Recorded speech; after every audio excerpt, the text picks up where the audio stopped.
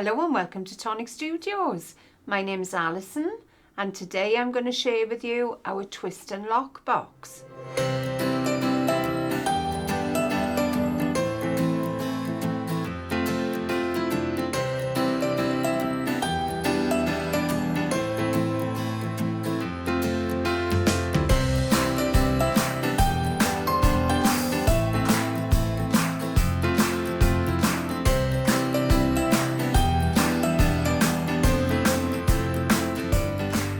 Right, let's have a little look at the twist and lock box. I'll show you how to make it. This is an adorable little box and it's quite a substantial box from a small die set. So let's make a start. Your instructions are all inside. Everything you need to know is in there. So let's make a start on the box. So we're going to take this largest die and we need to cut 4 of those. So there's my 4. We also need to take the square die. Oh, my dies are pinging away. And cut 2 of these. And this is going to make the base of the box. So let's start gluing. Okay, fold your score lines first. Don't worry about this score line at the moment, the diagonal one. We're just going to do all the straight ones.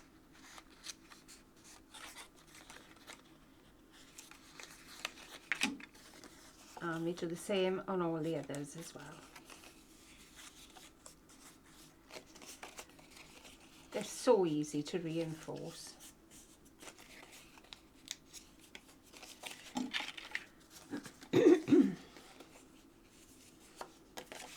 Oh, this one's alive.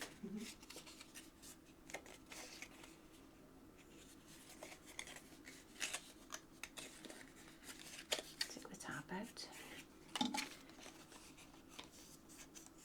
There we go.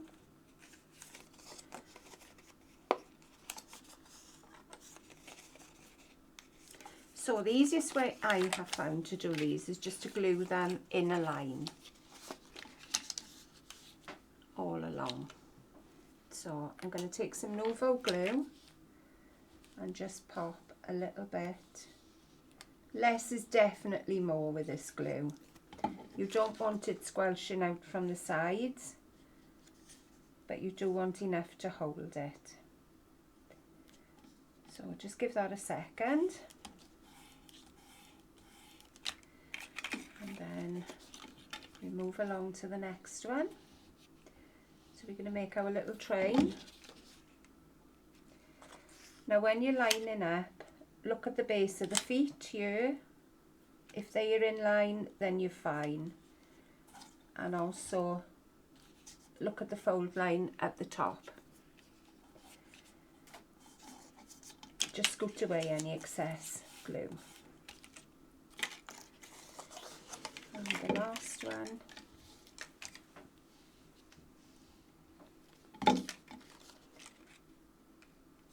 There we go. Now we're going to pop the base onto one side. Only because I find it easier while it's flat just to glue the one base, and we're going to do it from the inside. So we're going to line that up, pop the base up, making sure that neither side overlaps the score line, and then pop a little bit of glue on the outside, and then I know that is in the right place then for my inside of the box. And we're also going to pop one at the base of the box on the outside. There we are. So if we bring these around,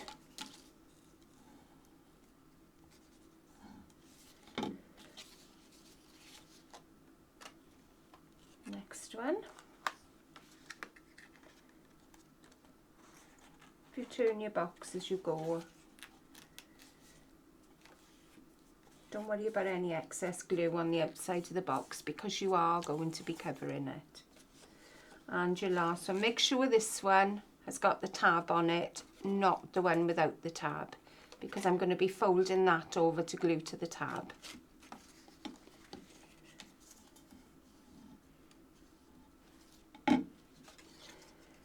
The other way you could do this is build up the box, make sure all the tabs are into the centre of the box, and then put your glue around the edges and just squeeze it in from the top. But I like to see what I'm gluing, so I found this a little bit easier. So the next one now is a little bit of glue, I'm hoping you can see that, on your side tab, and a little bit of glue on the base tab. A little bit more. And these will more or less glue at the same time. So do your side, check your base, that the feet are in line, and your top is in line, and then you can pop your base in position. So the bottom and the top, I love the fact on this as well, let me just squeeze that together. If you look at the base, it kind of makes almost a little heart on the bottom. It gives you a really pretty design. So you know that these are all lined up then. There we go. So we can pop the next part on top, and this will sandwich all the tabs in place.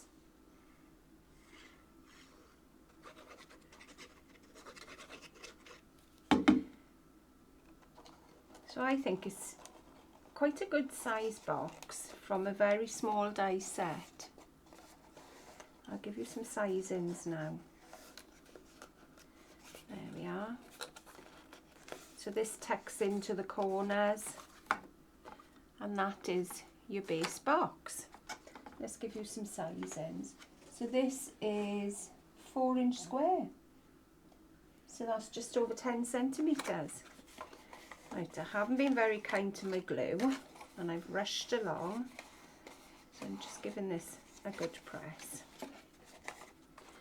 Your next one now, you're going to glue the top tabs, and they just glue inside the box in line with the edge.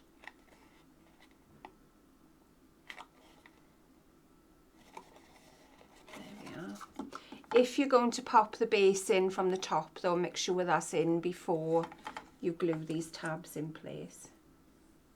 There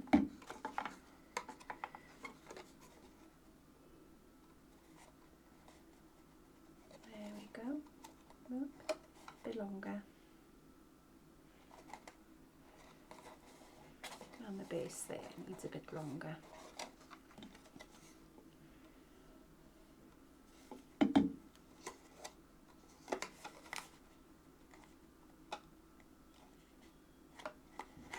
And then we get to the last one, and hold that in place.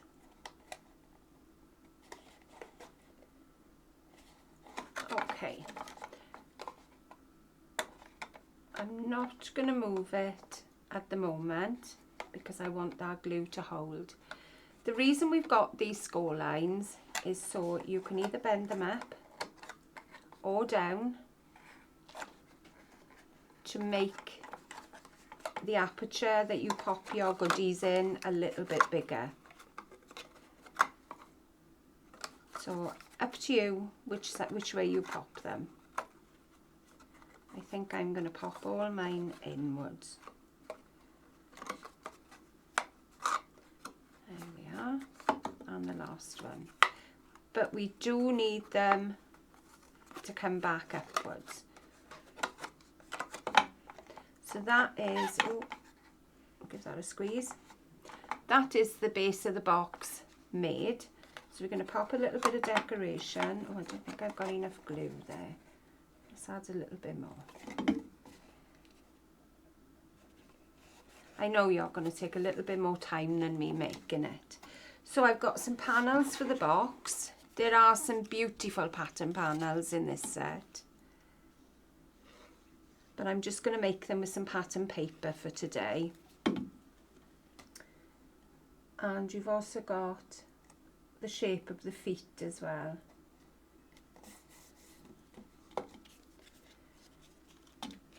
So I've gone with a very spring-like theme, with a pale green and a pink.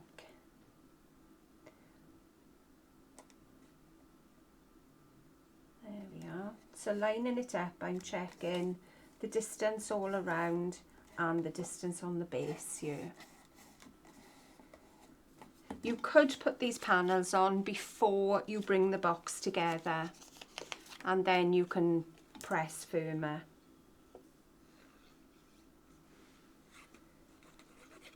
There we are.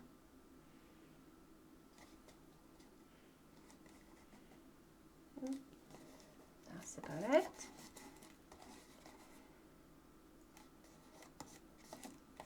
And the last panel.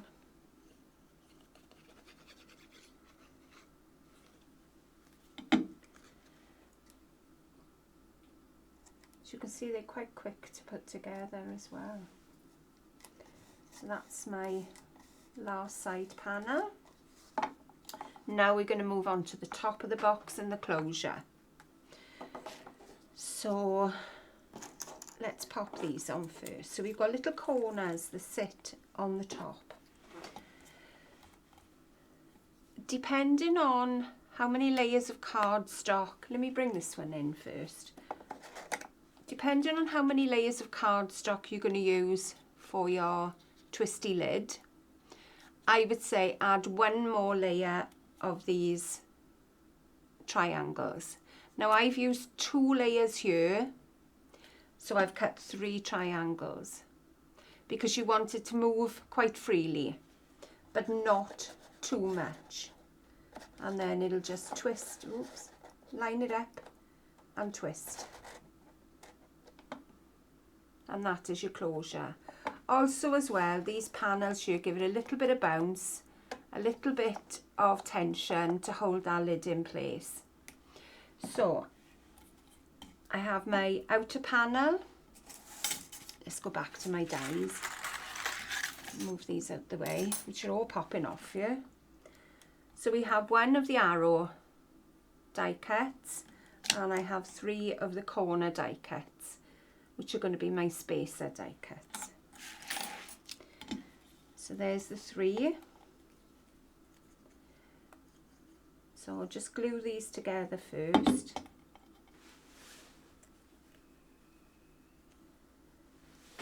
There we are. And the next one.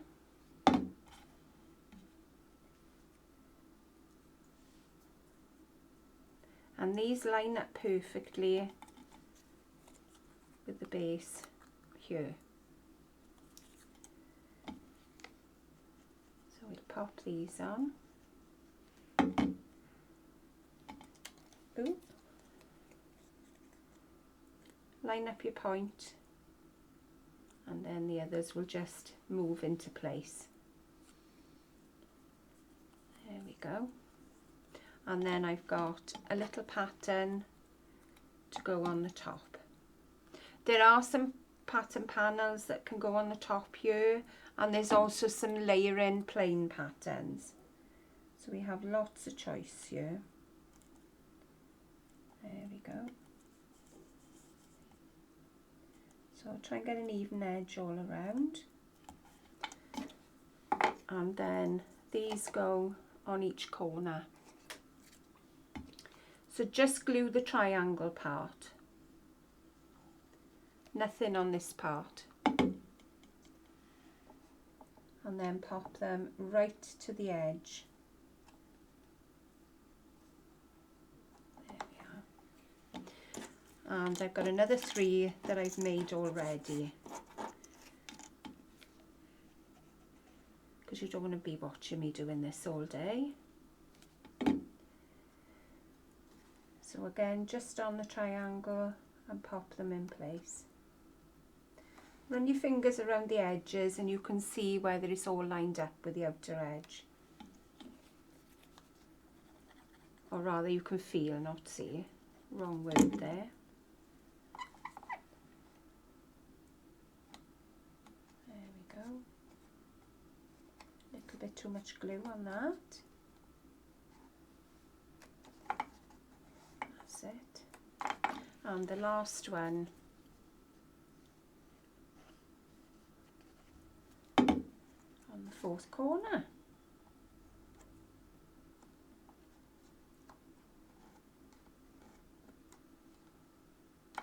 Okay, so that is the whole of the base of the box. So we'll pop that to one side to dry, and now we're going to move on to the lid. So I've taken two of the, I'm not even sure what shape to call this. It almost reminds me a little bit of a ship's wheel. So we got two of them. I have kept the centres. Only one you're going to need though. And also we have the little handle on the top. So we've got 3 of these dies. So we're going to make the handle first. Fold all your score lines again. On all your pieces. Don't worry about the bottom triangle, we can do that later. But all the tabs around the hexagon on the side tabs need doing.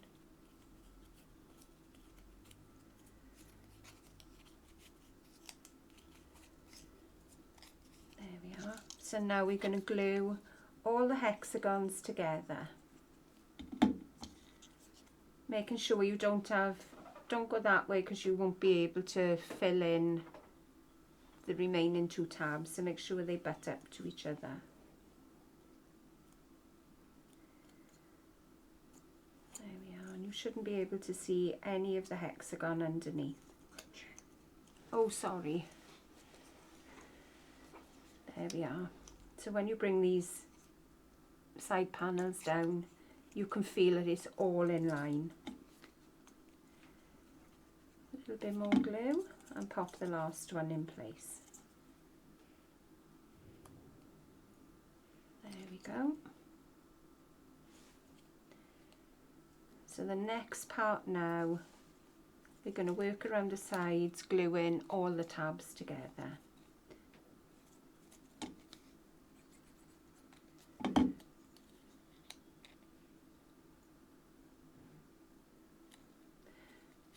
So try and make sure that they're all lined up. You can't feel an edge coming over the corner. I think it's so easy to do this by feel than by sight.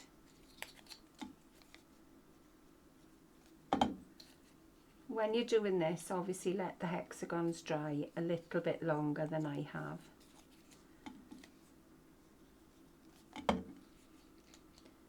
I would pop it to one side for a couple of minutes, maybe make a cuppa. And the last one then, I'm going to pop some glue on both of the tabs, and then it will just slot in and you can hold the 2 together. Again, try and make sure everything is lined up. And that is your top. Again, give this a few seconds just so that everything is dry, and then we're going to take one of the lids, pop your hexagon handle through, and then you can open these triangles at the base. There we go.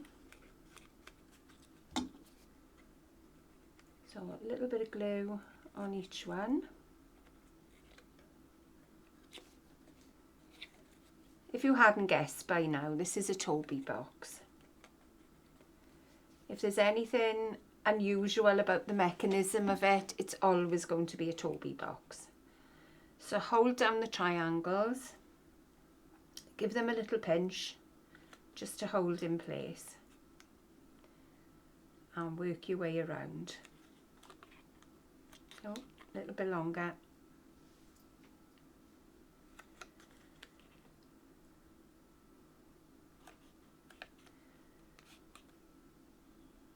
There we go. So then you're going to pop another shape on the bottom. Now what I have found, maybe you don't want a hole in the bottom. If you take one of these, you've got tiny little corners that you can glue this to, and you can fill the hole in the base. That's entirely up to you. You may want to leave the hole. But the hexagon is a bit of waste card that would be thrown in the bin anyway, so why not use it?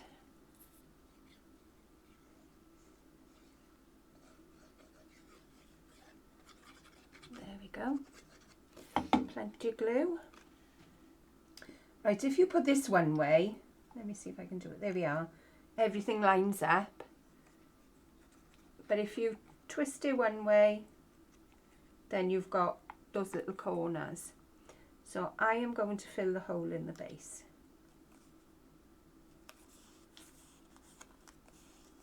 Give that a good press. It almost looks like a flying saucer, doesn't it? Ping across the studio. Just pop a little drop in each of these corners. And pop that into place, and everything is well hidden. So your next bit is the decoration for the top, but I would say don't put that on until you've popped this in place. So lay it in straight like a cross and then twist slightly.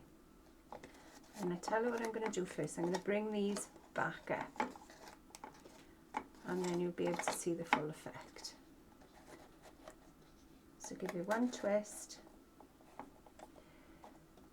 because what I found was sometimes these are a little bit wonky, and I didn't like that.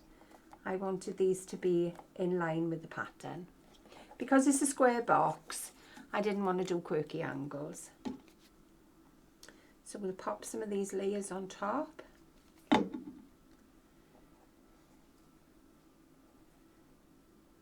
we go.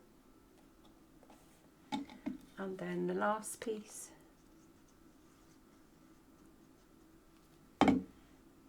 Then we have some patterning for the sides.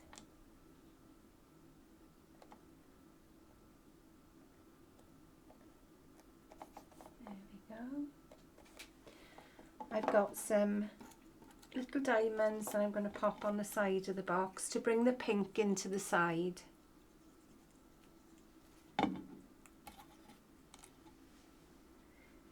This one has got the little holes punched around the edges, so you could do some faux stitching if you wanted to.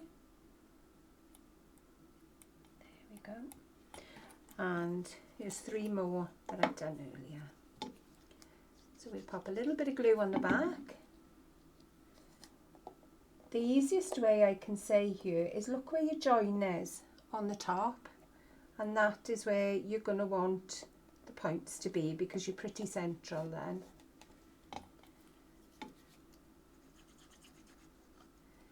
So we'll work around.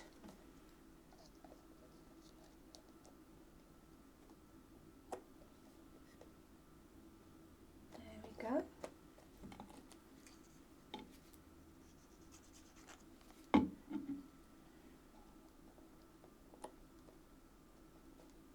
Again, check where the centre is.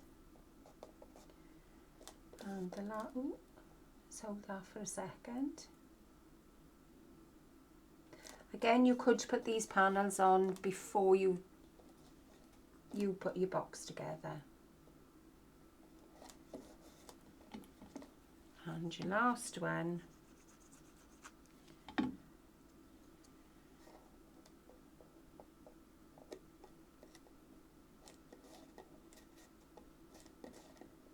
go.